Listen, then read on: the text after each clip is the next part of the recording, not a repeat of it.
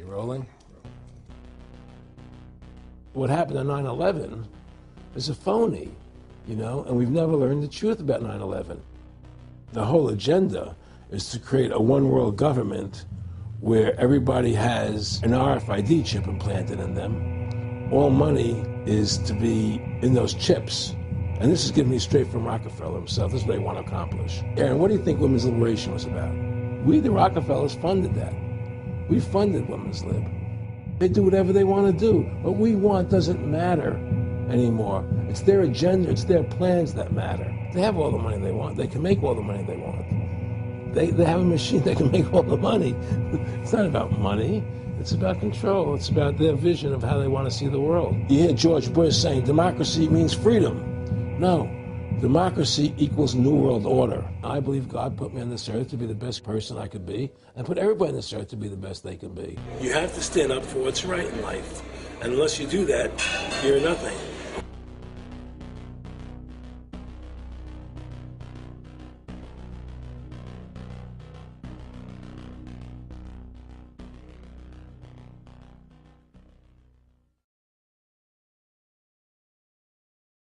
Award-winning filmmaker turned freedom fighter, Aaron Russo was an amazing individual.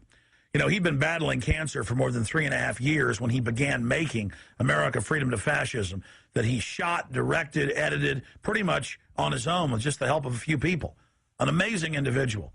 A long life of award-winning films, of hard work, and for standing up for the Bill of Rights and Constitution. You know, when we first went and shot this interview, I put it out on the web for free.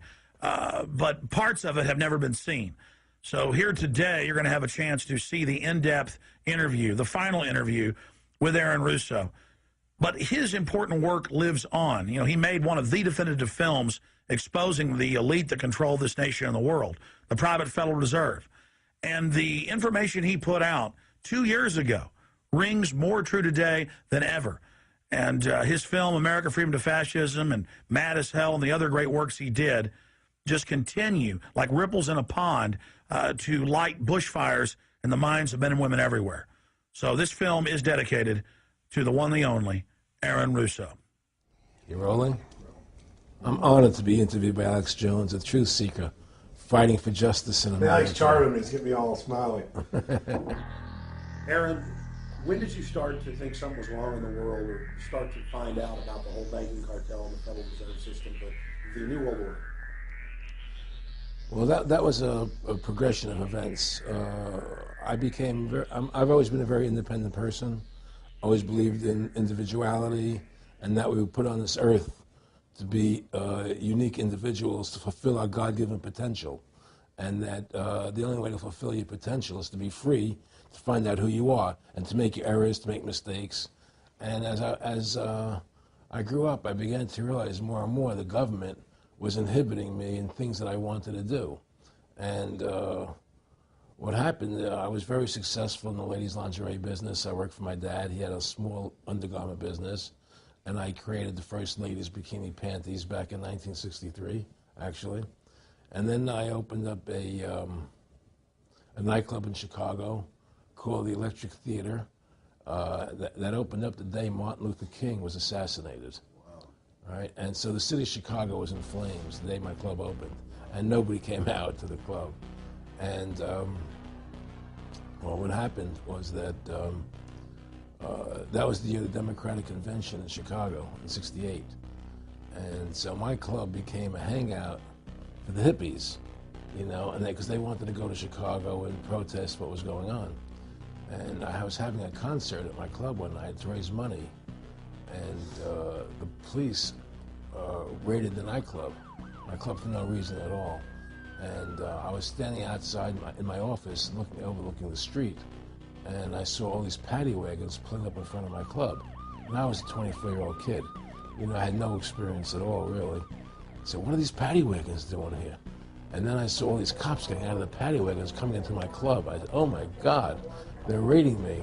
And so I ran down to the stage, and I got on the stage, and I stopped the band from playing, and I said to the people in the audience, we're being raided, you know, so sit down on the floor, cooperate, and pull out your identification and cooperate with the police. And as I said that, two of the cops from behind threw me onto the floor and grabbed me and started dragging me out of the club. I'm going, you know, victory, victory, you know, I'm playing it for all it was worth at the time. I was a kid. And then I saw the fire department there, and the fire department was dumping garbage cans, the garbage all over the floor. And I thought to myself, well, why are they doing that? You know, very quickly as they were dragging me out. And I didn't quite understand it. So they threw me into the paddy wagon. As I got into the paddy wagon, one of the cops grabbed my testicles from behind and squeezed, and I went into the paddy wagon in gigantic pain. And the next person that came into the paddy wagon, the cop, as he was stepping in, the cops took the billy club, smashed him on the head with it, and just split his skull, you know, for no reason. I mean, there was nothing wrong. So that was kind of your wake-up. That was my awakening. Like, what is going on? I thought this was America. So I initially blamed it on Chicago and made a daily thing. It was Chicago. And anyway, it was the headlines of the newspapers the next day. You know, there was my picture in the newspapers, the headlines, electric theater short-circuited, it was raided.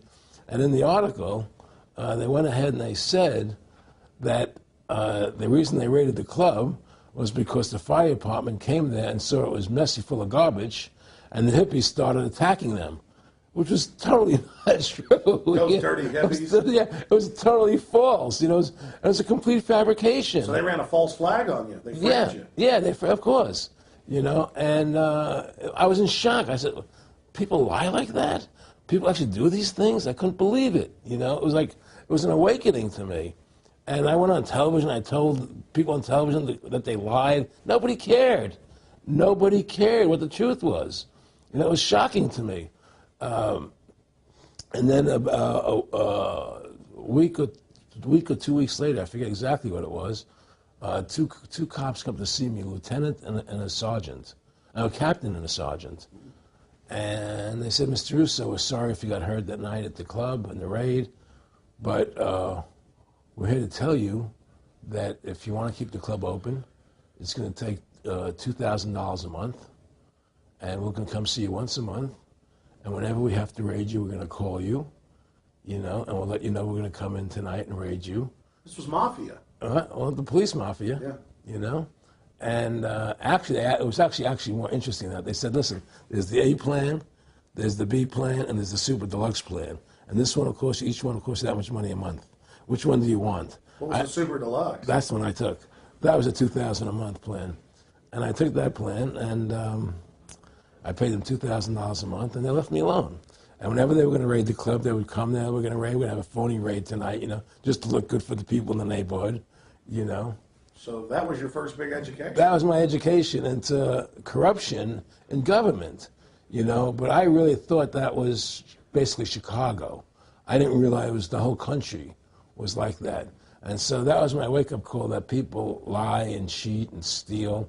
And I thought everybody was always honest and nice and decent. And I had no idea about any of these things. Well, what happened with me was that finally one day they came to me and they said, look, we can't take your money anymore. I said, why, what's up? What's going on? They said, we have to close your club. There's elections coming, and the aldermen in the neighborhood don't want you open anymore. So we can't take your money. So I had to go to court and fight them, and they were trying to close the club. And then one night there was a fire, and the club never reopened again. The club just closed, and that was the end of the club. And they burned me down. And that was the end of my experience. And then I moved back to New York, where I met Bette Midler, and I ran into her at a little nightclub she was playing called The Improv, and I thought she was fabulous. And through a series of events, I began managing her. And as soon as I started managing her, her career took off like a rocket. You know, it was just fortuitous, I guess. And we became very, very successful. And through managing Bette, I started producing shows on Broadway where I won the Tony, and I produced a television show where I won the Emmy with Dustin Hoffman and Bette, you know, and then I produced The Rose for her, where she got Academy Award nominations. And then that led me to producing Trading Places, which everybody knows. You know, I think it's the best Eddie Murphy movie. Well, it's a good one. I don't know if it's the best, but it's a really good one. And I'm very proud I made that movie. And so in my mind, I feel as if I've made a classic comedy in Trading Places. a classic musical in The Rose, and a classic documentary in Freedom to Fascism. You know, so I'm very proud of my work that I've done as a filmmaker. Aaron, why do you do this? What's the philosophy of your life? What do you think life's all about? I think the importance of life is to like yourself. If you don't like yourself, nothing means anything.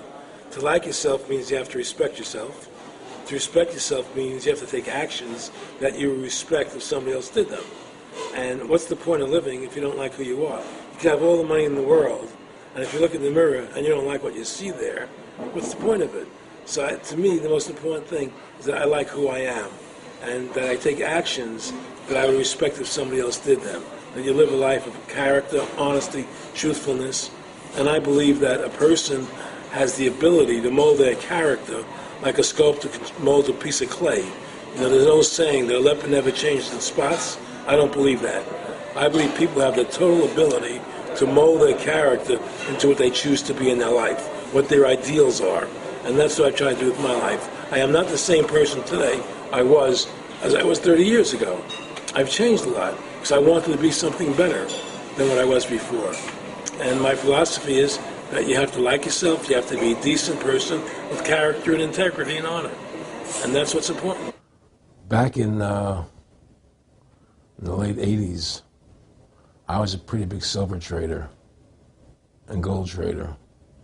And I don't think I've ever told this story on tape before. I was a pretty big silver and gold trader. And I always paid my taxes. And I took what was a legal tax deduction on my silver trades.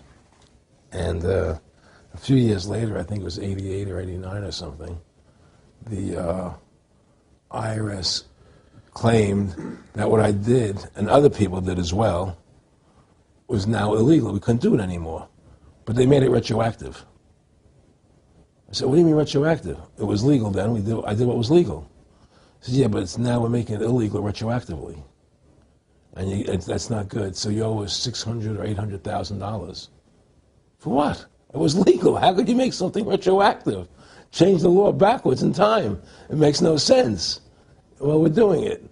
And so everybody said they can't do that. So we went to court, a class action lawsuit. And the judge agreed with the IRS and said they could do it retroactively. And that's when I knew that there was something wrong in America with the IRS and the system here. You know, Aaron, you were telling me this story last night, and before you even finished saying, in the late 80s, the tax law, I said retroactive. And I knew that because they literally ruined my dad, but he paid. He didn't know. He still thought this was America. And it was legal tax law, what you're supposed to do. They said retroactively you owe, and with not just retroactive, but they said you also have penalties and interest. That's right. So how do you have penalties and interest on something when they retroactively change the law? Well, first of all, you can't retroactively. How can you do anything retroactively? Penalties and interest are a farce. The whole thing, because they do whatever they want to do. And that's when I realized America is not America. It's not the land that I was taught it was. Because they can do whatever they wish to do. And there's nothing the citizen can do about it. Now, you've made America Freedom to Fascism. I want to walk through that film, and I want to encourage everybody out there to get a copy of it on DVD. It was also in theaters around the country, and I think the best film out there on the Federal Reserve and the IRS and the whole banker scam, and I want to discuss that with you here. But I wanted to go back a little bit to the point that we discussed last night, where you don't advise people to not pay. And I do the same thing. People say, well, wait, you're saying it's a scam, but you're saying go ahead and pay it. And I like the way you summed it up. Well, it's really fairly simple. I mean, since making that movie, you know, many people come to me and ask me whether they should pay their income taxes or not, you know, and I never advise people not to pay. And the reason I tell them, I said, look, I've done a lot of research. The Supreme Court has ruled that the IRS has no authority. The 16th Amendment did not give the IRS the authority to tax your labor and your wages. That's a fact. All right, the Supreme Court is the law of the land, you know, and the IRS does not trump the Supreme Court. However, that being the case, the fact is, if the mafia would come to you and say, we want $2,000 a month or we're going to hurt you, I would not advise you not to pay them, because you may get hurt by not paying them. Whether it's legal or not doesn't necessarily matter. You're going to get hurt if you don't. It's the same thing with the IRS. They can hurt you. They can put you in jail. They can torture you. So if you don't pay them, you may get hurt. So I never advise people not to pay. You know, I tell people, yeah, pay your taxes. Look what happened to Congressman Hansen. Yeah, Congressman Hansen's a great example. Pay your taxes. But you know what? Shut down the Federal Reserve System, and eventually you won't have to pay those taxes anymore. See, the IRS is a symptom of the problem. The real problem is the banking industry and the bankers in this country. That's where the real problem lies. That's the root of our problem. That's why we've lost America, okay?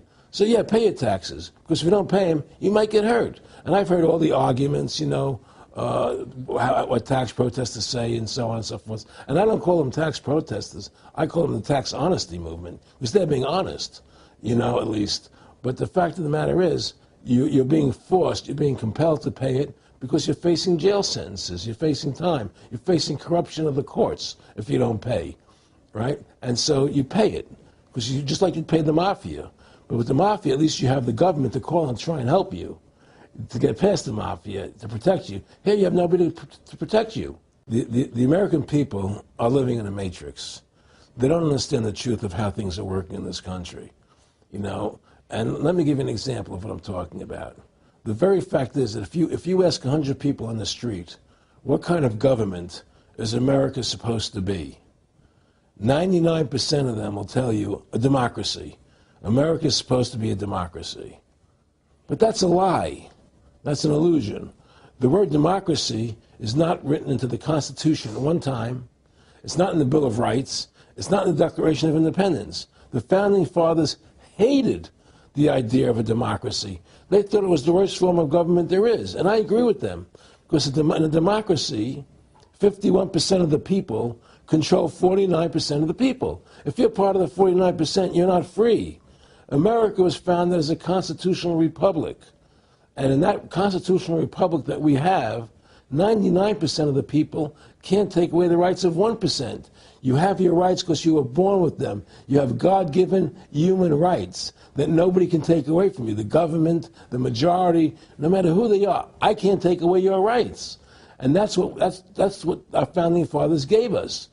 But the psychological operations that they do to us, they make us believe that we're a democracy and that majority rules, you see? And they want you to believe that. Because then they tell you this poll says this many want this and this many want that and this many want this, and it doesn't have anything to do with anything. Well, Hitler was elected. Hitler was elected. Hitler did everything legally. And in a constitutional republic, a minority is protected against a majority. Wasn't it Benjamin Franklin, to paraphrase, that said democracy is two wolves and a sheep voting on what's for dinner? Exactly. And then he also said, in a republic, the sheep would have a gun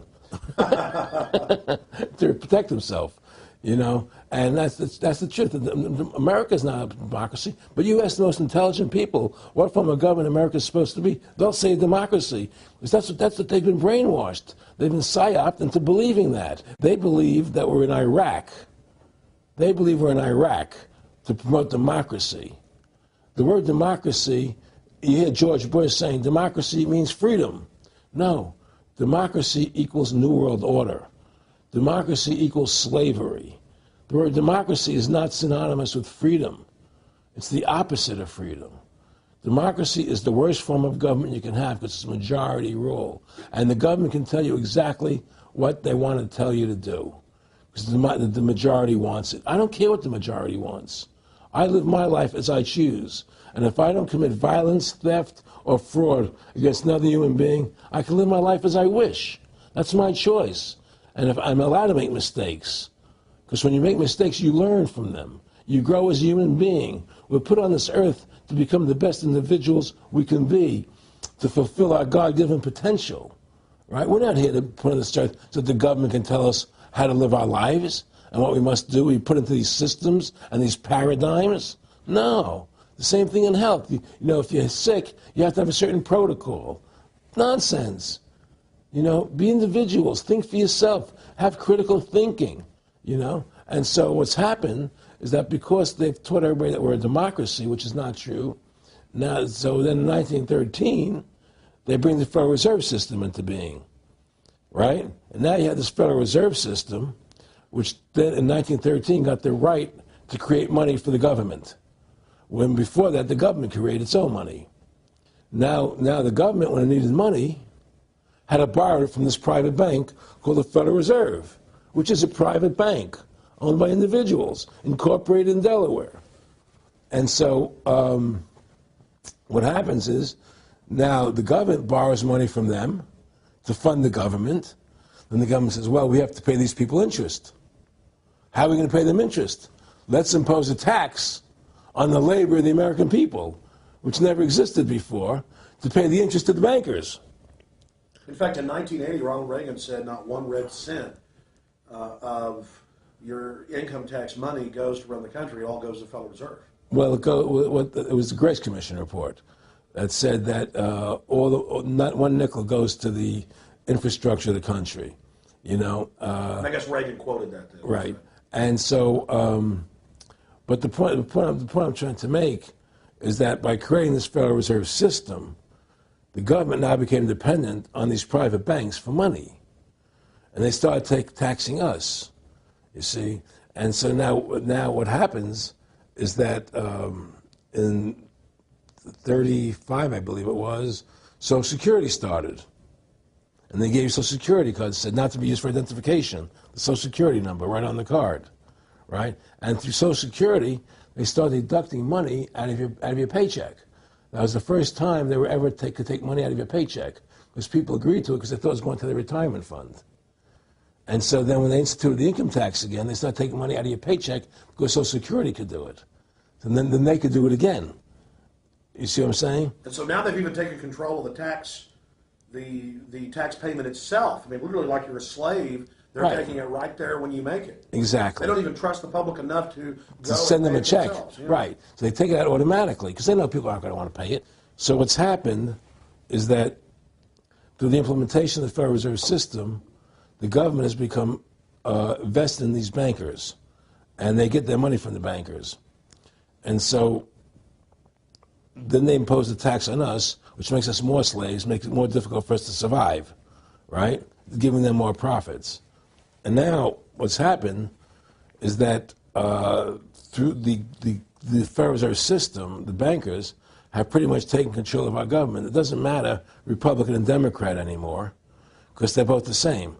Neither one of them are talking about shutting down the Federal Reserve System or stopping the payment of taxes, or any of the big issues that face Americans, right? So I had a friend, Nick Rockefeller, okay, who was one of the Rockefeller family, and he, when I was running for governor in Nevada, he came to me, introduced himself to me through an attorney, and we became friends. We started talking about things, and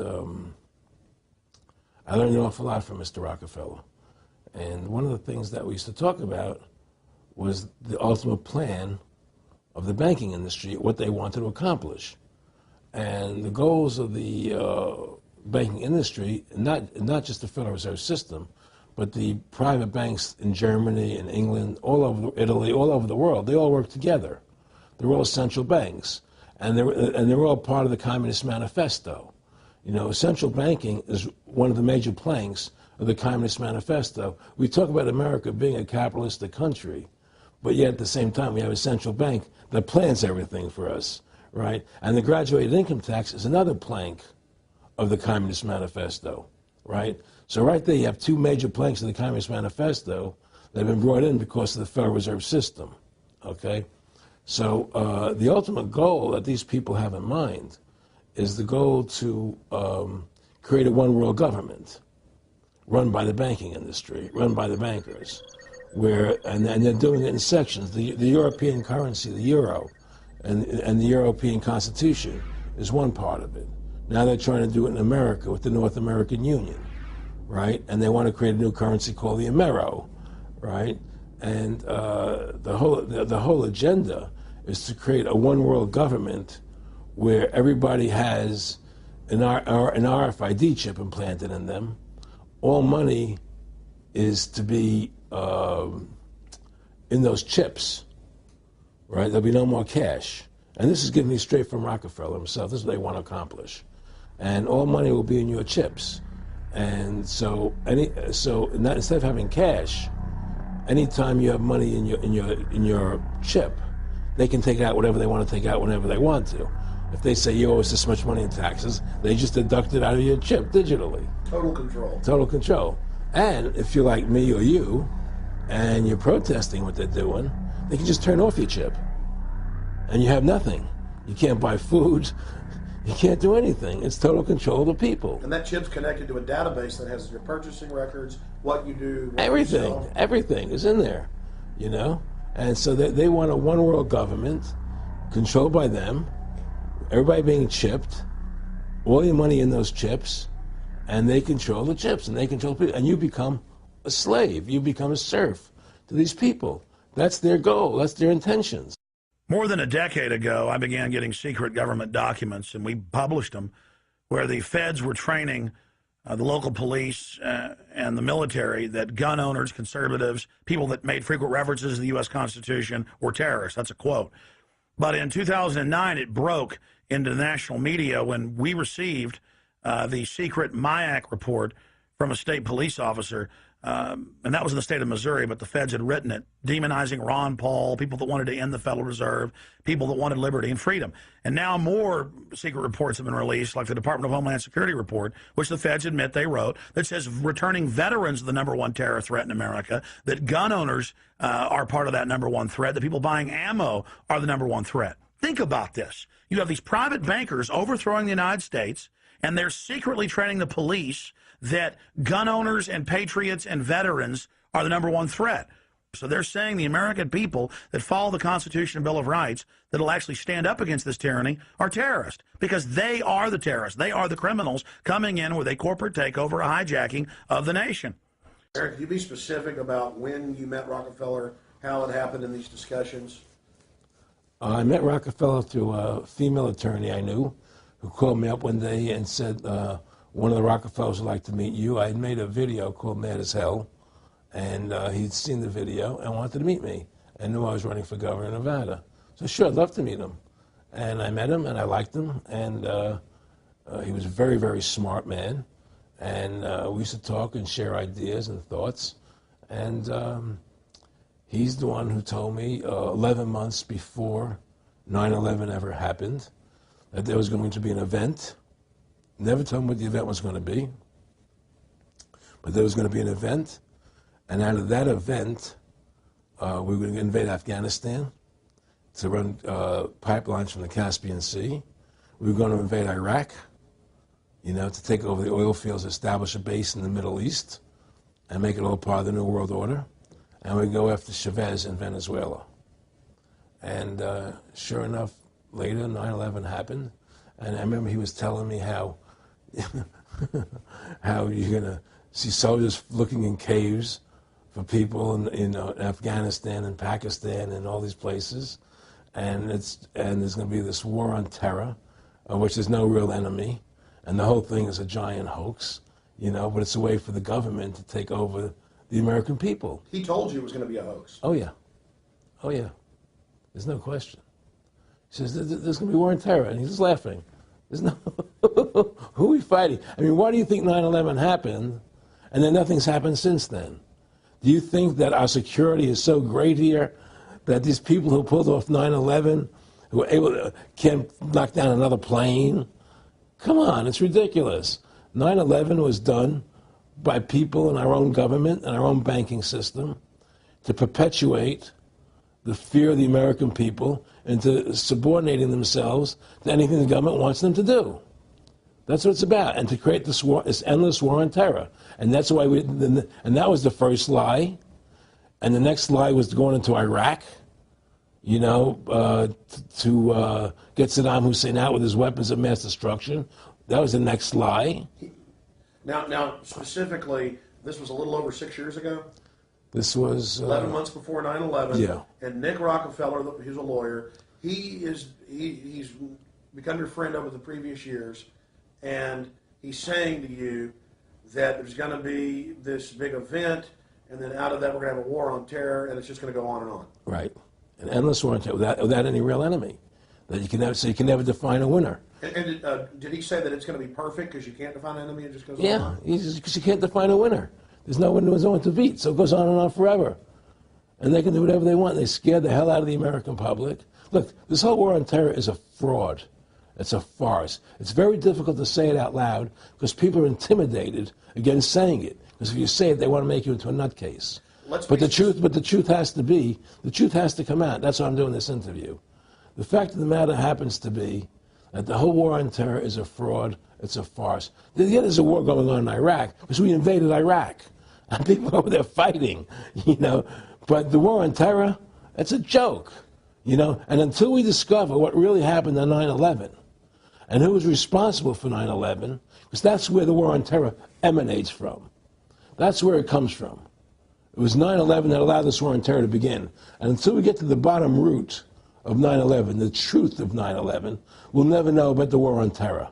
Aaron, you said that he was, and I think it's important, and I know this about the Rockefellers from Dr. Dennis Cuddy and many others. You'll be 20 years old in a lunch line at college, and no, it was David Rockefeller. And they're experts at recruiting and getting what they call players, and that clearly he was, I want to make it specific and just get you to reiterate what you said last night about you got 30% of the vote, you were having an effect, you made mad as hell. They knew that you'd started the Constitution Party. Yeah. They knew that you were somebody who was taking action and getting things done. You'd already made some big films, had a lot of other successes. Right. So they were trying to recruit you, and didn't it come down to the point of, hey, we are here to recruit you, and don't worry, your chip's going to say, don't mess with us. You know, this guy's don't touch. Yeah, yes, that did happen. I was definitely being recruited, but it's more subtle than that. Well, in your words, just go through the process, and then what he said. Well, what it is remember, we were friends, and he used to come to my house a lot. We'd have dinner, we'd talk, and he'd tell me about business investments that he'd get involved in, you know, or they would help me with this business investment or that business investment. And was I interested in joining the Council on Foreign Relations? You know, I would have to get a letter to join them, but was I interested in that? And, you know, just stuff, you know, leading you on. And I used to say to him that I never really did that because that wasn't where I was coming from. You know, as much as I like you, Nick, you know, your ways and my ways, we're on the opposite side of the fence. You know, I don't believe in enslaving people, you know, and he would come back with, oh, I do? Or? Well, it would be more like, you know. It's better for them. Well, it's more like, you know, how do I put it? It was like, what do you care about them? What do you care about those people? What difference does it make to you? Take care of your own life. Do the best you can for you and your family. What do the rest of the people mean to you? They don't mean anything to you. They're just serfs. They're just people. You know, it was just a lack of caring, you know, and that's just not who I was. It was just sort of like cold, you know. It was just like cold, you know. And I used to say to him, what's the point of all this? You have all the money in the world you need. You have all the power you need. What's the point? You know, what's the end goal? And he said the end goal is to get everybody chipped, to control the whole society. To have the bankers, the elite people, you know, the bankers and some governor controlling the world. And I said, all the people in the Council on Foreign Relations believe this way you do? He said, no. You know, most of them believe they're doing the right thing. A lot of them believe it's better off being socialistic.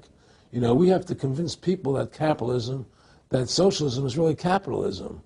Because America's becoming a socialist country. It's a communist country today. And here we are years later after Aaron Russo points out that this is not a capitalist or free market country, but is really socialist.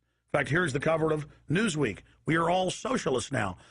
But this isn't the socialism the public thinks it is, where the government robs from the rich to give to the poor. Actually, it's always the big banks, the elites throughout history that fund socialism. They want to use the middle class's money to basically domesticate the working class and expand the size of government so it can basically, in the end game, eradicate the middle class and have a giant submass of uneducated slaves who have no chance of ever rebelling against the tyranny, and a tiny elite in control of it all. And that is the very nature of this New World Order system. They are using big government to strangle competition, to take control of the people, to break up the family, to basically set up a global plantation or neo-feudalist state? Well, one of the things they told me was that he was at the house one night, and we were talking, and he started laughing. He said, "Aaron, what do you think women's liberation was about?" And I said, I had pretty conventional thinking about it at that point. I said, I think it's about women having the right to work, getting equal pay with men, just like they won the right to vote, you know? And he started to laugh. He said, "You're an idiot." And I said, "Why am I an idiot?" He said, let me tell you what that was about. We, the Rockefellers, funded that. We funded women's lib, you know? And we're the ones who got all over the newspapers and television, the Rockefeller Foundation. He says, and you want to know why? He says, there were two primary reasons. And they were, one reason was we couldn't tax half the population before women's lib. And the second reason was, now we get the kids in school at an early age. We can indoctrinate the kids how to think. It breaks up the family. The kids start looking at the state as the family, as the school, as the officials, as their family, not as the parents teaching them. And so those are the two primary reasons for women's lib, which I thought up to that point was a noble thing.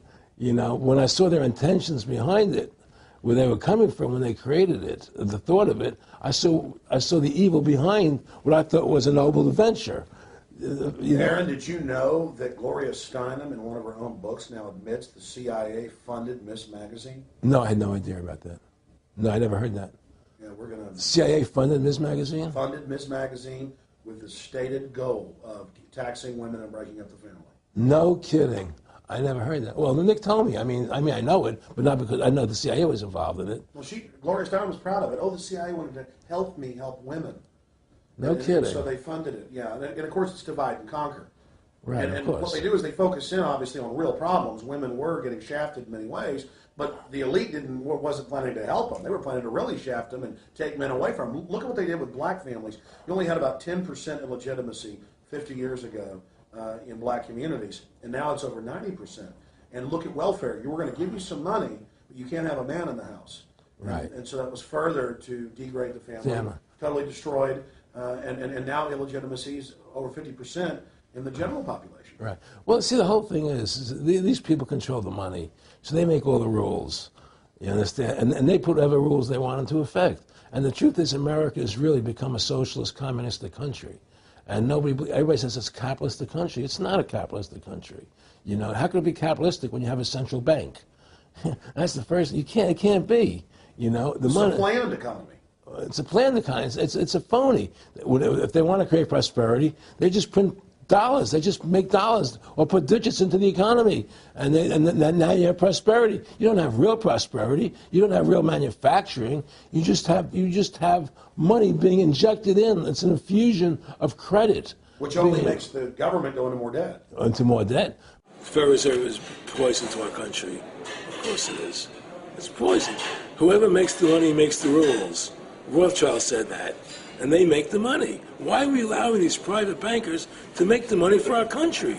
It makes no sense. Why are we paying interest to these banks to make money for us when the government can do it itself without paying interest and without all that debt? There's no answer to that question, and it's the question no politician will raise. Everybody talks about America's debt, how much debt we're in. We're in debt because we have to borrow money. But we don't have to borrow money. They designed it so we go into debt. Exactly. We can create the money and back it by gold so they can't create too much of it. So you don't have the inflation. And do what the founding fathers gave us. But instead, the bankers make the money, they control the government, they buy the politicians, they tell us who gets into office. You have computer voting, that's a fraud. They do whatever they want to do to us. They do whatever they want to do to us. And it has to stop. My friendship with Nick Rockefeller was one where we expressed ideas to each other and thoughts and philosophies, and he wanted me to become part of what they were doing, and for me to become a member of the CFR, and offered various business opportunities for me to get involved in, and for me to not take up the fight or the battle that I've been taking up in the past, to drop that idea, because what was the point of my fighting for the people? I was a guy who was very successful in the movie business, and I saw the truth of what was happening. I try to express it to the people. And rather than having me express it to the people, they wanted me to join their side because I was a mover and a shaker. And rather than me opposing them, to join them. It was real simple. And he tried to recruit me into that situation, and I didn't go for it. Did he get angry when you didn't go for it? No, no. And, it's like, I remember one time he said to me, you join us, so you have an ID card, Aaron, you have a chip, and your chip will say KMA on it. And I said, what does KMA mean? He said, it means kiss my ass. And anybody stops you, a cop or whatever, and you show them your card or your chip, and they'll know to leave you alone because you're one of us. One of the central pillars of tyranny is that the establishment is exempt from the laws that they pass for the rest of us. We saw it in Rome. We saw it with Hitler. We saw Richard Nixon saying, look, I'm the president. If I break the law, it's not illegal. We saw George Bush and Dick Cheney say that. We see Barack Obama continuing that, saying, I'm not going to give detainees real trials. I'm going to give them secret kangaroo military commissions trials, and we're going to hold them in secret camps, and I've got executive privilege. It's the same thing over and over again. And one example of hundreds that are out there was a story back in April of 2008 out of the Orange County Register. And this backs up exactly what Aaron's talking about with Mr. Rockefeller saying, I got a chip in my hand, kiss my ass. Here's just one example of hundreds. Special license plates shield officials from traffic tickets. And it goes on to say that 996,000 plus vehicles in California are exempt from no insurance, reckless driving, speeding, running through toll booths, running red lights, on and on and on. And who is it? It's state employees. It's federal employees that can go and get exempt. It's police. It's government bureaucrats above the very laws they try to enforce on us. This is tyranny. And so literally all over the nation, they've tried to pass it in Texas but failed. They want it where the police are above the law, where the government officials are above the law, where they have immunity, where they can't be prosecuted for crimes. Congress exempts itself from most of the tax laws and other laws that they put on the rest of us. They're exempt from Social Security, and they get a pension that pays out on average 5 times what citizens get. Again, it's already happening. So the chip in the hand and saying they're above the law under the guise of national security, that's what the 1947 National Security Act and now this whole Homeland Security system is all about. Why are you fighting for the people for? What is that about? The people are just, they have to be ruled. They have to be, the Constitution, what you're standing for, is only for a few people. It's only a few individuals that can live that way, and we believe that it's best for society to be ruled by an elite people who control everything. And I said, I don't believe that. I believe God put me on this earth to be the best person I could be, and put everybody on this earth to be the best they can be, not to be a slave and a sheep to you and these people. And I don't understand why you want to control everything. What is the need for that? And I asked them, do all the people in the Council of Foreign Relations feel the same way you feel? He said, no, a lot of them think they're doing the right thing. They think that socialism is the best way to go. They think that, that they're doing the right thing. But the people at the top, they all know the truth of what's happening.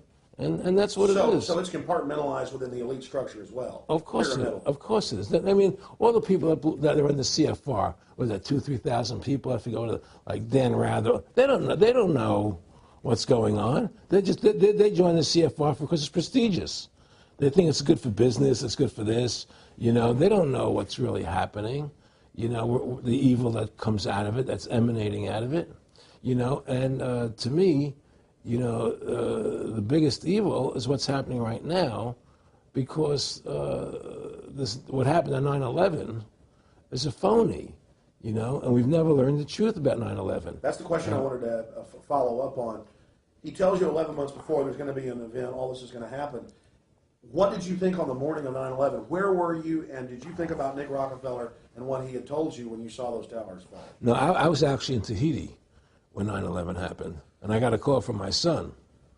And my son said, the Twin Towers, they were just attacked, and they were falling down or something. So what are you talking? I was in Tahiti. I was asleep.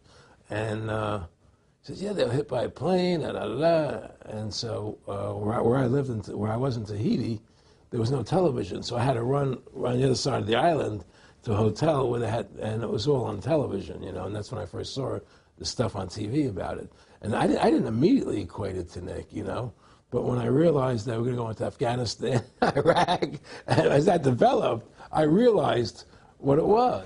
How could there be a war on terror and actually say that we're having a war against terrorism and leave the borders wide open? If you were the President of the United States, or I were the President of the United States, and 9/11 really happened the way they want us to believe it happened, the first thing you would do is shut down the borders so people couldn't get in the country to harm you. But they left the borders wide open because the bankers want the borders open because they want a one-world government. They want a North American Union. They don't want borders here. The 9/11 was only a manifestation. It was done to create a fear in the American public, right? So that we will obey what they want us to do. And take Richard Reed, the shoe bomber. Here's a guy who was 6'6", ugly as could be. I heard he smelled. Okay, he sits in coach on a plane, lighting matches to put his shoe on fire, surrounded by people. It's idiotic. If you were going to blow up a plane, you go into the bathroom, you close the door, and you put your shoe on fire. You're not going to sit there surrounded by people lighting matches on a no-smoking flight. They want you to believe this nonsense. It's ridiculous. 7/7's come out now, and the majority of the British people think it's an inside job, and all the evidence points towards it being an inside job. Yeah, I mean, what happened in England, London? Yes.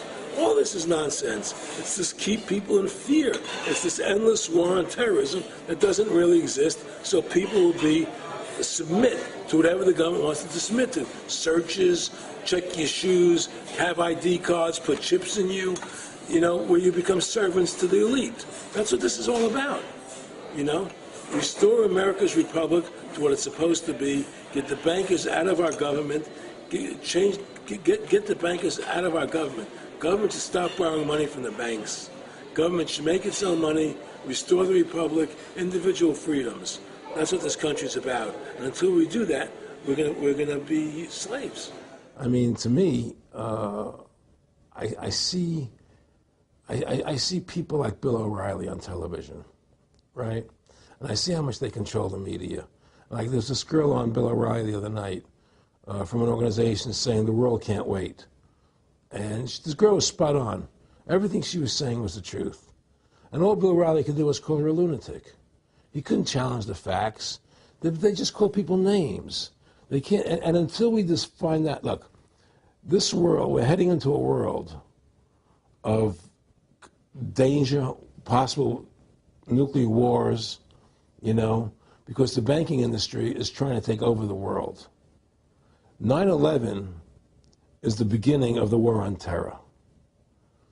That war on terror is leading us into Iraq, which is the next lie. So you had the lie of 9/11, how that happened. Nobody knows how Building 7 came down. Okay, we know 9/11 was a fraud. The American people don't know it, but more and more of them are believing it. Okay, so that was the first lie. Besides the inception, I'm not going back to the inception of the Federal Reserve, that original lie, but 9/11 was the first lie in this present state we're in. 9/11 is the kickoff of the war against the American people and the people of the world. 9/11 was a phony. It's a fraud. It didn't happen the way they told us it happened. Now, because of 9/11, we then had the authority to go into Afghanistan and Iraq. Iraq didn't have weapons of mass destruction. Okay? So that was the next lie. Now they're talking about going into Iran. Now, how would you feel if you were Iran and you had this big, powerful country, America, go into your next-door neighbor, take over their oil fields, right? Wouldn't you be worried that what they were going to do to you? Of course you're going to be worried. But the people of America don't think about it from Iran's point of view. They think about it from our point of view. So now we're going to send more troops into Iraq and keep building up because they want Iraq and the Middle East to become part of the New World Order. And Iraq was using, Saddam wanted to start using euros instead of dollars, right? He was messing up their whole consumption. Iran wants to start using euros instead of dollars. They have. Okay? So I'm saying what they're trying to do is preserve their power. And one lie leads to the next lie, leads to the next lie. And until you get to the root cause of 9/11, which is supposedly the war on terror, we'll never solve our problems here. Should we send more troops into Iraq? Should we not send more troops into Iraq?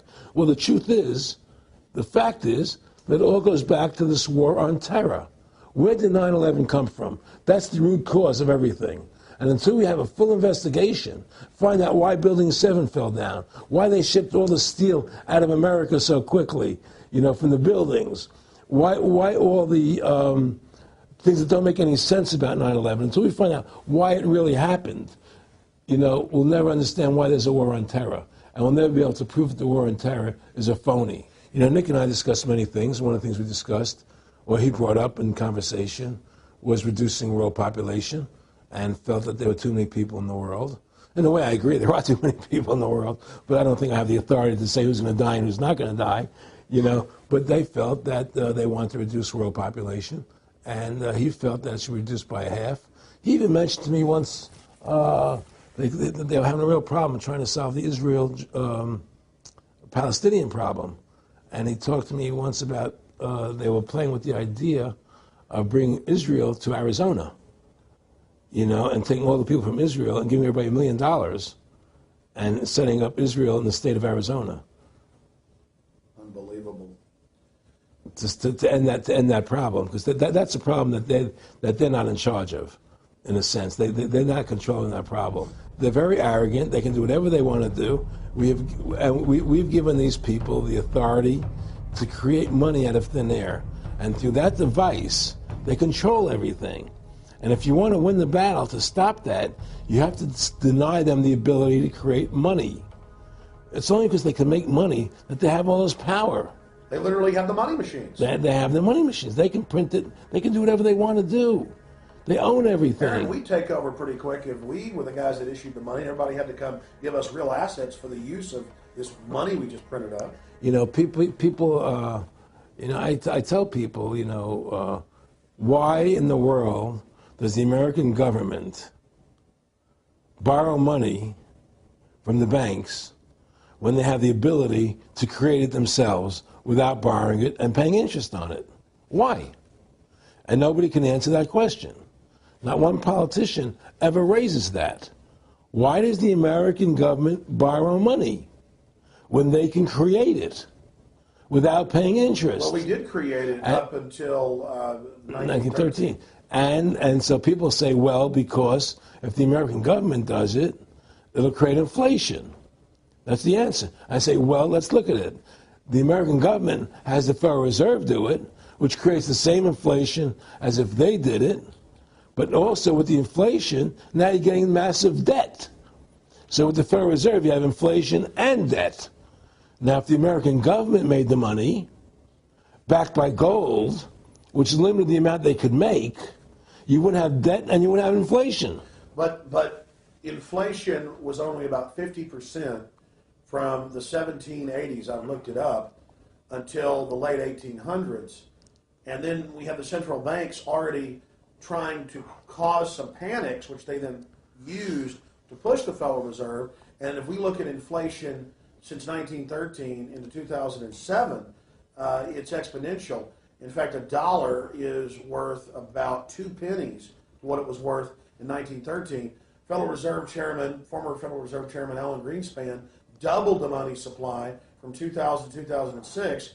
And then Edward Bernanke, the new Fed chief, came in and said he's going to double it again in the next 2 years. And then he said, now I'm going to make the money supply numbers secret. And so now we don't even know. Right. But the evidence is they are just, in the curve of inflation, it gradually grows. And then suddenly at a point, it goes straight up. And it seems it's parabolic, yeah. Yeah, parabolic. But the thing is that the only thing I disagree with you on from early 1800 to 1913, there was no inflation other than during the Civil War. When Lincoln was well, printing. I'm talking about how much $1 was worth. And I know a dollar never changed. There was no inflation. In that whole 100 years, there was no inflation. People knew what the money was worth. They could retire. They knew what it would cost them to live their lives out. There was no problem. It was only since 1913 when the Fed came in that we created massive inflation and massive debt. So then what you said earlier, then there really wasn't inflation. There was no inflation. So you don't get inflation when the government issues the money, at least in the U.S. history. Well, not if it's backed by gold. Well, exactly. But I'm talking about, and I did look this up, and I believe that if you look after the country was set up, and some of the things that with Andrew Jackson and the rest of it, there were points where it spiked and there were manipulations. There were points, mostly during the Civil War. Yeah. And that's because Lincoln printed so much money. Exactly. That's right. But once that ended, but basically there was no inflation other than that during that short period of time. I mean, a loaf of bread was a loaf, of course, the same thing. People could plan their lives. Today, they planned inflation. Now you have two parents working. They can't afford to pay for their family anymore. The kids are going to state-run schools now. The kids are being indoctrinated how to think. They're being given Ritalin. They're being given all these drugs. The whole country's being dumbed down. It's all because of the Federal Reserve System. And the Federal Reserve System and these bankers are responsible for the demise of America. And if we ever want to win this battle, you must shut down the Federal Reserve System. And we must shut down these bankers and restore sound money to this country. Will you talk a little bit about some of the families that own the private Federal Reserve, the stock in it? And I mean, obviously, you say you're not a big expert on Bilderberg Group, but you talk about how it's the same system worldwide. It is the same families. They meet and kind of set the policy each year, and then it goes to the Royal Institute of International Affairs in England, it goes to the CFR in the U.S., and then these are their management bodies where they wield control, really the de facto Congresses over the nation. So, I mean, I would like to get you to speak some about the families that own and run the Federal Reserve, and if you can't connect it into these other international bodies. Well, I can't speak to those families because I can only speak about, what I know for fact. Everything else is speculation, and I don't like to speculate. I know about Rockefeller because I was friends with him. We talked about it, and I can tell you firsthand. What did Rockefeller tell you about the Federal Reserve and their family owning part of it? Well, he said the New York Fed is the main controlling interest of the Federal Reserve System. They control the bulk of it. So the New York Fed is really the Federal Reserve System. Even though there's 12 different banks, it's run by the New York Fed. And the New York Fed is basically the Federal Reserve System. So who's ever running the New York Fed is where, and the families that control it, control the New York Fed. And they're the main engine behind the Federal Reserve System. And that's a wing of the Bank of England. Well, the Bank of England and the Federal Reserve are partners, and the Bank of England is a private bank, and so is the Bundesbank in Germany, and the bank of all the banks of the G8 countries are all private banks. They're private central banks. And look, what happened in Europe? Didn't Europe vote down the European Constitution? Yes. They're still doing it. Didn't they vote down the euro? They're still doing it. They don't care what the people vote. They do whatever they want to do. What we want doesn't matter anymore. It's their agenda, it's their plans that matter. Isn't that prima facie evidence of a tyranny? Well, there's no question we're in tyranny. There's no question we're living in a world where the American citizen is no longer a free individual human being to do the things that they wish to do. We're slaves, and it's getting worse. What do we got to do to bring these people down? In my opinion, you must shut down the Federal Reserve System. And I think that there has to be an uprising. There has to be an uprising. People have to stand up. I can't do it alone. You can't do it alone, Alex. And we need to get a majority of people, not a majority of people, but It was 5% won the war against the British, a highly motivated group. But I agree, people have got to get angry first. I mean, not just, we know it's corrupt and that lackadaisical. We got to get pissed. People don't seem to have the courage to do what they have to do, I want to say you've got a lot of courage. Well, thank you. I don't know if I have a lot of courage. I just have I want to thank you for what you're doing for my family. Well, I have a sense of conscience, and I have a sense of justice. I get nervous about what I do, but I do it because there's no other choice. I couldn't live with myself if I didn't do it, But the fact of the matter is, I've ostracized myself pretty much from Hollywood. People are afraid to deal with me in Hollywood a lot because of what I do and the things I say. I don't go along with routines. A lot of people in Hollywood know the truth. They're not willing to stand up and speak about it. And I know many of them have seen my movie, and they know I'm right, and they won't talk about it because everybody's afraid. Everybody's afraid because they think that this money they get, these Federal Reserve notes, are really money, and they think they have a comfortable lifestyle, and they're afraid of change. They're afraid to stand up for what's right. And until people are willing to stand up and have the courage to do what they need to do, it's not going to change. And hopefully, what you're doing, what I'm doing, what other people like us are doing, can affect the change, that people will stand up and say, hey, I've had enough. The thing is, we have one advantage, that they need us to cooperate. See, if we don't cooperate with them, they can't win. And so they always need our cooperation to go along with their programs. So they try to sell us. Right. They try to sell us. Democracy, this majority says this, believe in this, do that. The war on terror, we got to be scared. They're always trying to do things to sell us so that we'll go along with them. And once we learn not to cooperate with them, then we win the game. And that's the point. Don't cooperate with them. Don't go along with the program anymore. Stop it. Join forces. You and I should run for president and vice president and take over this country and bring freedom back to this country.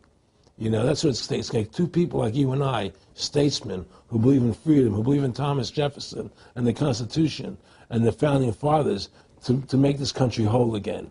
Because right now it's in the grip of the evil ones, And the only way to stop that is for good men to stand up.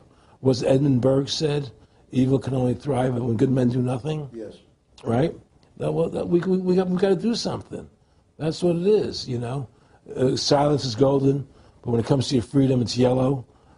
We have to stop being scared. We have to stand up and do what's necessary to take back, to stop these bankers, these elite, this government full of lies, congressmen full of liars, people destroying our borders, creating a government. I mean, imagine this.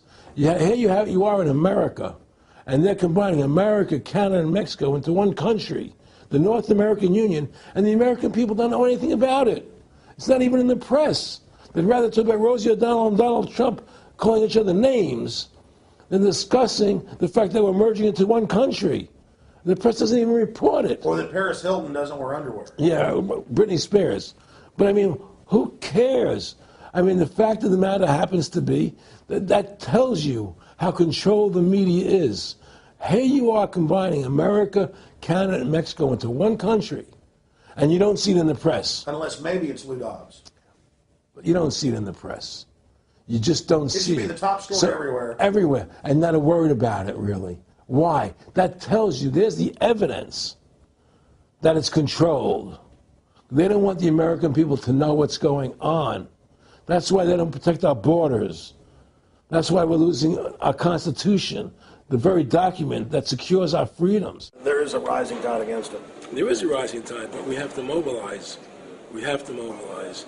And we have to, all the good people in this country, to stand together and say, I'm not going to take it anymore. Well, I think if you analyze the situation, and if you realize that since the Federal Reserve has come into being in 1913, illegally, without a constitutional amendment, by bribing a few senators during Christmas vacation, they turned over the most important power that the American government has, the creation and issuance of money, to a private bank. Through that private bank issuing money, they have destroyed this country. They have destroyed the purchasing power of the money in this country. They've created social programs that are destroying this country. Thanks to the work of Aaron Russo and Ron Paul and many others, folks are starting to find out who the real enemy is. Offshore private banking corporations that have engaged in a hostile corporate takeover of the United States and almost every other nation on the planet. And the private Federal Reserve is their beachhead here in the United States. Ron Paul has introduced H.R. 1207 that at time of taping has over 87 sponsors, just to audit the private Federal Reserve that arrogantly says it's above all U.S. laws and above all three branches of government and that no law enforcement can investigate them. I mean, how asinine is that? How above the law is that? How ridiculous is that? Everybody else gets audited. Nobody else is above the law but them, this group of plutocrats, this group of polycentric bankers that are setting up this neo-feudal world system. Now, they've taken over our government, both Republicans and Democrats. There's no difference anymore between the two parties. They control both parties. It doesn't matter to them which one wins, because who's ever running for president will be someone they anoint, okay? Whether it's Hillary Clinton or John McCain running for president next year, they're going to be people that are going to do what they want them to do. And the fact of the matter happens to be that you can't win an election unless you have enough money to win. They make sure who gets the money. The most important point is they control both parties. And the public continues to only focus in on the distraction of the left puppet and the right puppet instead of looking at the puppet masters. In fact, more and more of this is coming out. Top Senate Democrats, bankers own the U.S. Congress. Senator Dick Durbin on Chicago radio station last week blurted out an obvious truth about Congress. This is from Salon, that despite being blindly obvious, it is rarely spoken. And, quote, the banks, hard to believe in a time when we're facing a banking crisis, that many of the banks created are still the most powerful lobby on Capitol Hill, and frankly, they own the place. So there is one of the most powerful Democrats in the country, top Senate Democrat, saying bankers own the U.S. Congress. It's true. Let's admit it. Let's stop debating the two puppets they put out in front of us, the liberal puppet, the conservative puppet, and then every time we wake up to one of the puppets, they just replace it with another puppet. Let's look past the puppets to the puppet master above them that's controlling the puppets. That's all Aaron Russo and myself and Ron Paul and so many other people are saying. Let's get back to a culture of liberty versus tyranny, not this left-right diversion. You know, when folks are sick of Obama in 4 to 8 years, they're going to put a Republican in, and they'll put out different rhetoric but carry out the same operation. Because as the top Senate Democrats said, the bankers own the place, even though they engineered the crisis. And make no mistake, they did engineer it by design. Their own documents, their own IMF and World Bank documents admit that. And out of this crisis, they're setting up the new Bank of the World, according to Time Magazine and Newsweek and the Wall Street Journal and just hundreds of publications with headlines like, and now for world government, in the Financial Times of London. They create the crisis and then say, okay, our Ponzi scheme's falling apart and bankrupting you. Give us $12.8 trillion in the first 6 months of the banker bailout. And now they say, we'll set up a Bank of the World you pay your carbon taxes to, and private bankers will rule your life, and we'll pay private greenhouse gas carbon taxes to two firms owned by Al Gore, and this is publicly admitted. I mean, this is how bad the scamming is getting. And we've got to wake up. We've got to say no. We've got to get angry and get in the face of the New World Order. Again, the private offshore bankers own America. They own both parties, but they get you in a rah-rah, Coke versus Pepsi, Redskins versus Cowboys, fight. And you get in this little political fight as followers instead of looking past that to the actual global elite and what they're setting up. So through these bankers attempting to taking over America, knowing that America was the freest nation in the world, it was necessary for them to take over America, take away our gun rights of freedom to bear arms, and create a country where we become slaves. Because once they take over America, the rest of the world becomes a lot easier for them. And so, by creating 9/11, an event to terrify the American people that were being attacked by terrorists, you create a world where there's an enemy that can never be pinpointed. You can never win the battle. It's a 100-year war. It's a never-ending war on terrorism, right? So you're always fighting this war. And through the war on terrorism, which is the 9/11, which is the first lie, then you create the war on terrorism, which is the next lie. Then you create the war in Iraq for weapons of mass destruction, which is the next lie. And it's one lie to the next lie to the next lie. Now it's going to be Iran, the next lie, sending more troops and a surge into Iraq. Think about what Aaron Russo is saying here.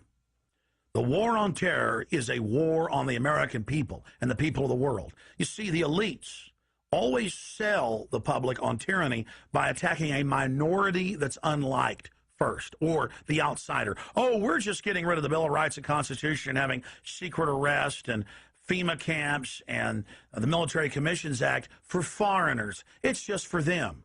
And now the federal government has been caught saying that gun owners, conservatives, people buying ammunition, they've been caught saying that returning veterans are the #1 threat to Homeland Security. And in a way, that's true. People that know about the Bill of Rights and Constitution and know that our country is being taken over and hijacked by foreign banks, I guess they are the threat to the criminals that have done this. That's all the New World Order is a private corporate takeover of the nation states, of the governments of the world. And then these private corporations bring in a tyrannical form of neo-feudalism that they call corporatism or fascism. Mussolini said that fascism should properly be called corporatism. And that's what it is. And they create the socialism to get control of the wealth and to control society. And then they pipe the profits to themselves. So they socialize the general public to get control of us, but it's private above us. It's basically just slavery. Now, think about what Aaron Russo was saying here, and it's absolutely true. This is a war on the American people. They build Homeland Security, they build the police state in the name of fighting foreign enemies, and then they flip it all around to use it against the American people, and the MIAC reports and the DHS reports and the rest of it. This whole thing was set up for the people, and Aaron Russo nailed it. It's just one thing leading to the other, and it's always with the event. It's always in the point of taking over more countries, more dominance. You know, making sure the American dollar, making sure the G8 stays in control of everything. And what they want to do is to control the American people, control the people of the world, put RFID chips in everybody, so everybody's a slave to these central banks. Did you ever talk to Nick Rockefeller after he told you all this and then 9/11 took place? No. But he did. He told me that you're going to see men running around caves looking for Osama bin Laden. You know, you're going to see men looking for, these guys, and they're going to be, He told you it was all going to be bull. It's a phony. The whole thing is a fake. It's a fraud. Was he laughing, or was he just coldly saying this? No, it's more laughing. Cynical. Laughing. It's more like, how stupid everybody is. Look how stupid everybody. We can do whatever we want to do. Well, it is ridiculous. It's like with al-Zakari. They claim they killed him like 14 times. And they never said, well, we didn't kill him last time, but we killed him this time. They never even, now they're like practicing being ridiculous. Well, what about bin Laden being in the American hospital, getting kidney help? Yeah. Right? In the American hospital, right? They could, if they wanted Osama bin Laden, they could have gotten him. Oh, yeah. He was right in the American, after the coal. Well, every time our troops really would keep catching Taliban leaders, they would be ordered by the generals to let them go. That's come out in the newspapers, but only here or there. And they kept going, and then Pat Tillman was complaining about it, and then he got shot. I've talked to his brother. Oh, you did? And then he got shot, and there was a big hero charging Al-Qaeda. No Al-Qaeda, somebody shot him in the back. Look, we're dealing with complete evil. We're dealing with complete evil. And until the American people wake up and say, we don't want this evil in our country anymore, and we want to come back to a country of decency and goodness and integrity and honor, we're going down that road. And that's what it's going to take. It's going to people to stand up and say, we don't want to live in this kind of a world anymore. I believe we should pull all our troops out of Iraq. I believe we should leave other countries alone. Let other countries live their lives the way they choose to. Stop trying to spread democracy around the world, which is the worst form of government there is anyway. Restore our republic to what it's supposed to be, and go back to what the founding fathers gave us, and try and restore that. Restore the republic. Like the point of everything is that we have to mobilize. Each one of us. You and I can't do everything, Alex. You and I may be leaders. We may be out there, and people listen to us, what we have to say, and follow us. But the truth of the matter happens to be, it takes all Americans to stand together, to stand tall, to mobilize and say, we're not going to take this anymore. I'm mad as hell. I'm not going to take it anymore. We're going to stand up and fight the battle. And you and I can't do this alone. We're just leaders of the thing. But other people have to join in with us and stand side by side, shoulder to shoulder, and say, I'm not going to take it anymore. That's what it's going to take to win this effort, and stop cooperating with the government and with all their rules and regulations, and to wake everybody up, to hand out DVDs of my movie, to hand out DVDs of your movie, to educate everybody to what's going on. Well, if you don't fight the corruption and you don't stand up for what's right in life, you're going to end up being a serf and a slave, and you're leaving your children a world that you wouldn't want to live in yourself. So how can you, in decency, behave that way? You have to stand up for what's right in life. And unless you do that, you're nothing. Well, freedom and liberty is what people really want, and it's time to stop the duplicity of the government from lying to us. You see, many people know the truth of what's happening in this country. They know the truth, like the numbers you gave about 9/11. But they're afraid to stand up. People have to find their courage and stand up and say, I'm not going to take this anymore. I know the truth, and it's like they create a situation where if you tell the truth, you're considered a lunatic. You know, in other words, if someone goes on a TV show and says 9/11's an inside job, oh, you're an idiot, you're crazy. They call you names. You can't be afraid of that. Well, it doesn't work anymore. I mean, they have no facts. Just calling you crazy doesn't make you crazy. Well, we know that. They also go get kooks who are kooks to put them on and then say they represent us. That's right, exactly. Another tactic. Exactly. And Bill O'Reilly's great at that. Sean Hannity is great at that. They just put people on who they can dominate, you know. But why do you think guys like that, they're not stupid? I mean, I've talked to people that know them. They know the truth. Why do you think they decide to join the evil? That has to be in their hearts. I mean, I had the opportunity to do that, and then in my heart I couldn't do it. So it has. But I mean, how could you or I consciously be involved in something like putting AIDS virus in black Africans' vaccines? I mean, what the hell? I mean, it's like we're not good guys either. I mean, I don't think I'm like some special perfect person. What the hell's wrong with this elite? I mean, what are they running around doing evil? I mean, they just run around continually doing evil. Well, I think a lot of them think they're doing the right thing. I think a lot of them think they're doing the right thing. Not the top elite, but people within the system, you know. But I think that it's all about, as Nick said to me, it's about control and power. They have all the money they want. They can make all the money they want. They have a machine that can make all the money. It's not about money. It's about control. It's about their vision of how they want to see the world in their eyes. And you know, you and I believe in individuality, in the person being the dominant thing, the individual being the dominant person. Today we live in a world where institutions are dominant, not people. You know, the American, you know, we the people, by the people, for the people. Now it's we the institutions, by the institutions, for the institutions. People are secondary. It's all about corporations and institutions. And the Federal Reserve is the biggest institution in the world. You know, if you ask somebody what's the biggest corporation in the world, they'll say Google or Walmart or Exxon or something. But the biggest corporation in the world is the Federal Reserve System, right? And all the other corporations feed off the nipple of the Federal Reserve System. Well, it's like the Monopoly game. The bank always wins. It has unlimited money. It's not the people playing on the board. Exactly. The bank owns the board, the box, the shelf it's sitting on. But that's because you gave them the ability to make the money. You have to take that away from them. We need to take the bank away from the private bankers. Exactly. You have to take the creation of money away from the private bankers, and you'll solve 95% of your problems. Well, I mean, look at America. 10% growth rates every year like China's having right now. The U.S. had 10% growth rates until the Federal Reserve took over. And then if you look at that, it all starts really going downhill from there. Well, they destroyed the American worker. What they've done, here's what's happened. The Federal Reserve has created this massive inflation in America, which means that the American worker has to keep making more money to keep up with the cost of living. The more money they make to keep up with the cost of living, the less competitive they become in the world economy. So now what happens is we have to pay our workers so much to keep up with the cost of living, say, well, screw the American worker, let's go overseas now and get the cheap labor. But really, that's a war being waged against the middle class. Of course the bankers print the money. Really, this is a war being waged against the middle class. The bankers print the money. Everything they're doing is about destroying any private pools of wealth or independence. Yeah, but what I'm trying to say is because of the inflation that they've created, they've now allowed other countries to outcompete us.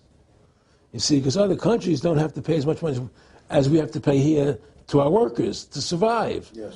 So now we're not competitive anymore. So we've lost our manufacturing base. We've lost our competitive. In the old days, the American worker, you wanted to buy everything American. You wouldn't buy anything from Japan, which was cheap crap. And what does that leave us? It leaves America this military force, and so the elite's giving us a deal.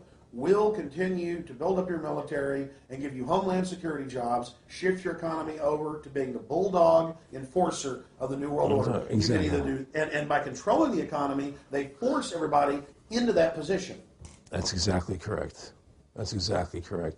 And there's no more manufacturing here. We're a service economy. We do nothing. We provide nothing. We provide nothing to the rest of the world anymore. Well, first of all, Freedom to Fascism is a movie that everybody should see, because we show the fraud of the income tax. We show how judges put people in jail for no reason. We show the corruption of the justice system, and we show how the Federal Reserve came into being and how it's controlling society, and how all the central banks of the world are working together through the Bank of International Settlements in Switzerland, which is the central bank for all the central banks, and how they all work together to create this one world government, the one world order, which is what they're trying to do. So Freedom to Fascism is a movie just to get you a good basic education about how the world is really working. And I really want everybody to see that movie. Critical. In terms of the CFR, in terms of compartmentalization, I mean, there are many good people, I believe, that are part of these organizations who don't even understand what the organization's really about. People like when I was in Germany doing cancer treatment, there was a gentleman there who was visiting a friend of his who had cancer, and he was a member of the CFR, and we were talking, and I showed him the movie. He said, "Oh my God, I'm going to resign. I had no idea this was what CFR was about." He had no idea. He was just a nice guy who thought he was in this prestigious organization. Yeah, a lot of it's about getting good people, and so you can watch them. Keep your friends close, your enemies close. Well, no, it wasn't even that. It was a lot of people join the CFR because they think it's a prestigious organization. It'll help them in business, make good business contacts. They didn't have an understanding that the CFR is really about world domination, about how they and the Trilateral Commission, the Bilderbergers, all work together, with the banks to control the people. A lot of them don't understand that. They don't see the big picture. Oh, it's CFR, it's a prestigious organization. I'll make this one, I'll make that one. I can do good business deals out of it. It's just business to them. The CFR wants to get the people in there that have influence and power, and so they're part of that. So they're not opposing them, It's like the whole country today is becoming the haves and have-nots. You're getting the very, very wealthy, the middle class is being destroyed, and you're getting the poor people. Isn't this just a slick mafia that took over and uses fancy PR? Well, you can call it mafia, you call it whatever you want, but it's definitely a criminal organization. There's no question about it. But it's a criminal organization that has prestige, that appears to have what's the word I'm looking for? Class, style. It's like, respected. It's respected. People don't look at it as being a criminal organization. That's what a great job they've done. People look at Alan Greenspan as being a hero. The maestro. What do you think happened with him in the late '60s? He wrote a big section, a chapter for Ayn Rand in a book, and he talked about how horrible the Federal Reserve was. We needed a gold standard. Now the bankers are robbing us. And then they literally came and said, "Oh, and you see somebody who made a deal with Beelzebub." Well, exactly. You make a deal with the devil. I mean, it gave him a chance to be one of the most powerful men on the earth, and it gave him a chance to accomplish things he never thought he would accomplish in his life other than that. And it's very seductive. It's a very attractive perfume. I mean, I was attracted when they came to me and spoke to me about it. I thought about it. I was attracted to it, They asked me if I wanted to open up these nightclubs, open up a chain of Baywatch nightclubs, and we'll do this thing, we'll do that, and we can do this. All these things were proposed to me, business ventures. But you know what it is? It was your nature, though. It's the way you are. You couldn't take the deal. Well, I can't do that to people. I just can't be in a position where I can do that to other people. I have a conscience, and my conscience would not permit me to do that.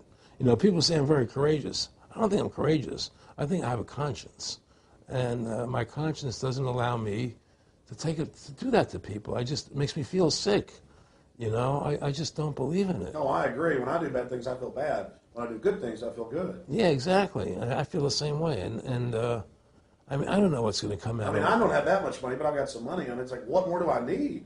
I can go on a trip if I want. I can help pay for my kids to go to school and have my life, comfortable. How do I go out and screw people so I can have some more junk? Well, money's a funny thing. I was talking to Michael Eisner one day, and I said to Michael, you may have $1 billion, Michael, but they're all dollars. If the dollar goes bad, how much money are you going to have? you know, and that's the thing, you know, everything is denominated in dollars. Everybody thinks in terms of dollars, but the dollar has no value. And then someday it's you know, everything returns to the mean. Well, really, the whole universe, financial universe we live in, is a matrix fraud. Yes, it is. And that's why it's going to come crashing at some point. And they're going to try and hold it up as long as they can. I mean, whenever they want to manipulate the markets, they can. If they want to send the price to go down lower, they can. If they want to send the stock market up, they can. They do that. There's no more free markets. You don't live in a society where free markets rule anymore. You don't live in a capitalistic society. You know? But meanwhile, they say it's capitalistic Right. and free market all day, when really they're waging war financially and politically. Exactly right. Aaron Russo, I want to thank you for this interview. Anything else you want to add? No, I'm happy to do it for you. How about your website? My website, freedomtofascism.com. Go over there, take a look at it, you know. But just, folks, you know, all I can say is, you know, take our country back, restore the Constitution. Don't let these bankers do this to us anymore. Stand up, don't be afraid of them, and do what you got to do, you know. And I have plans in the works, and when I get over my problems, you know, we'll reveal them, you know. And Well, I'll be supportive of that. Thank you, Alex. And listen, you've done a great job alerting people to the truth. And in other words, don't be afraid to be ridiculed by these people. You know, if 9/11 was a phony, and I know it was, then stand up and say it's a phony. Don't be scared to tell the truth. Don't allow their you know, their powers of trying to make you look silly to frighten you. What do you think of what Charlie Sheen did? I love what Charlie Sheen did. I was so respectful of what he did. I just applauded him. People saw right through that attack. They flipped the light switch when they went after him. Yeah, but you see, they don't. You see, the thing is that more people don't come out and do it. You know, to build that wave. Charlie did it. I'm really proud of the guy. David Lynch did. But the media was smart and didn't bite this time. Right. I mean, a few people have, but they're not picking up on it because they control the media. James Brolin did on The View. I heard that as well. But again, they're not picking Barbara up. Walters looked like she's about to have a heart attack. But they don't pick up on it. You see, they don't allow it to go anywhere. You know, it comes if someone says something, they let it die. You know, but they keep perpetuating, you know, the war on terrorism. They keep perpetuating all these things that are lies. And because we've given the Federal Reserve the money-making power, they control the media, they control the government, and they're all in bed together. So you're fighting all this propaganda all the time, and it's a very difficult fight. Americans, mobilize. Stand together, stand tall. Tell the government you're mad as hell. No longer cooperate with the government. Do not accept the national ID card. Do everything in your power to restore freedom and your individuality back to America. Stop being a country run by the institutions for the institutions. Let's go back to we the people, by the people, for the people, as opposed to we the institution, by the institution, for the institution. Stand up for your individual rights. Stand up for the godliness that's in each and every one of us. Thank you for watching this historic interview with Aaron Russo. Please don't just stand down after watching this film. Research the private Federal Reserve for yourself. Realize it is the main head on the Hydra that we have to go after. Realize that we can fight the political parties all day, but until we go after the heart, the root of the problem, nothing's going to get better. We have this ruling class of private bankers that issue all this fiat currency, and they have committed unbelievable crimes and have the audacity to claim that they're above the law. Ladies and gentlemen, now more than ever, we don't have a choice. It's us or them. Either the New World Order is removed from power, or the world faces more wars, more tyranny, and a nightmarish police state carried out by these eugenicists. So in the memory of Aaron Russo and every other freedom lover out there in history, and for the future of our children and the species, humanity itself, let's call for grand jury investigations of the private Federal Reserve. Let's arrest the bankers. Let's kick these foreign corporate criminals out of our country and get our constitutional republic back. Let's stop being distracted and diverted by the liberal and conservative puppets they stick up in our faces on television. Let's look past the front men to the actual architects of the New World Order and bring them to justice. There's no way these arrogant bastards can get away with this if we expose them and speak out against them. And more, it's coming out even in the mainstream media that they are a pack of criminals who are above the law and who have hijacked our nation. But they're only above the law in our minds. We have to expose them as the criminals they are and bring them to justice. Look in the mirror. You are the solution. Take action and join the ranks of folks like Aaron Russo, Ron Paul, and so many others. God bless you all, and thank you for watching this presentation. Now spread the word about the true enemy of the people in the Fed, in the New World Order, in the hegemony of private central bankers.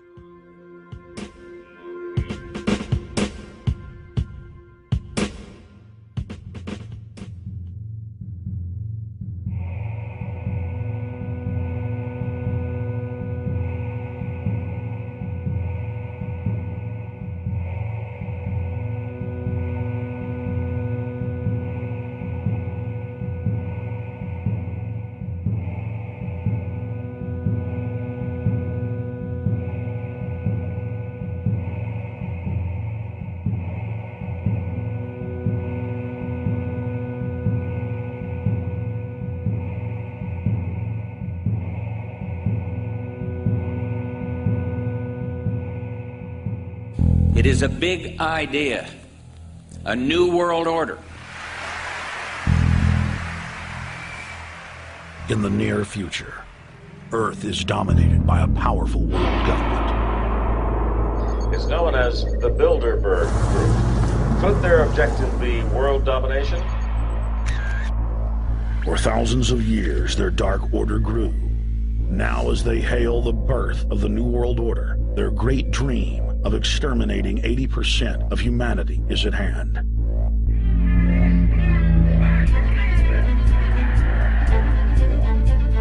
For the first time in history, the elite's plan for world government is blown wide open. You will learn the secret that drives the entire New World Order agenda. Bilderberg is making great progress toward a world government, and only an educated, informed public can stop them in their tracks. Alex, it's Chalabi, eh? For the first time, all the pieces have been put together. The dots have been connected, and the picture is crystal clear. Earth's ruling elite believe they have discovered the fountain of youth. But before they can attain it, 80% of us must die. A psychopathic technocracy is establishing world government so there can be no escape from their plan.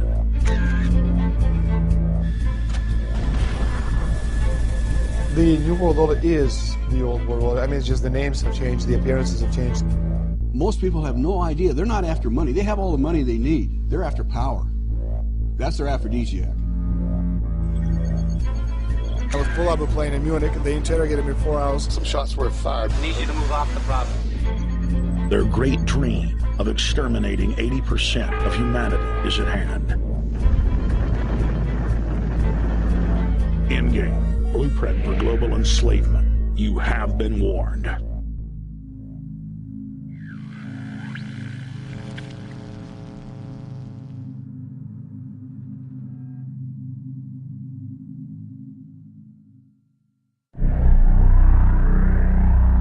Obama is notoriously a liar.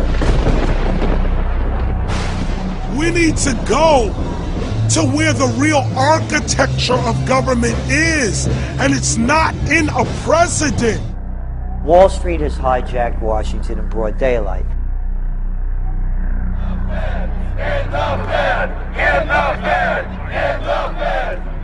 Well, Obama's already fudging.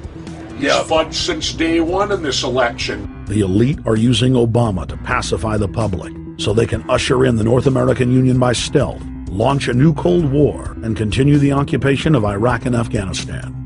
The globalists are outside all the nations. That gives them safety, and they play countries off against each other. We've got to give them a stake in creating the kind of world order that I think all of us would like to see. Partnership and cooperation among nations is not a choice. It is the only way. What they're doing is using the existence of the United States to act out their Wall Street fantasies of world domination and maintaining their capital structures and maintaining their system of looting. The fight that this country has been waging since its inception is for the central bankers not to take over the country. President Barack Obama is only the tool of a larger agenda. Senator Obama had a desire to do some meetings. Others had a desire to meet with him tonight in a private way, and that's what we're doing. Presidential candidate Barack Obama was publicly criticizing the North American Free Trade Agreement in a bid for votes, but privately telling Canadian officials not to worry about it. If you talk to our generals, they are desperate for is a civilian counterpart to our military force. What do you call this thing where you get this false sense of gratification, but because a black man is in office, everything's gonna be all right? No, everything's not gonna be all right. So I know how unpopular it is to be seen as helping banks right now, especially when everyone is suffering in part from their bad decisions. I promise you, I get it. The Obama deception. The truth strikes back. Get your copy of The Obama Deception today at Infowars.com or download it in super high quality at prisonplanet.tv.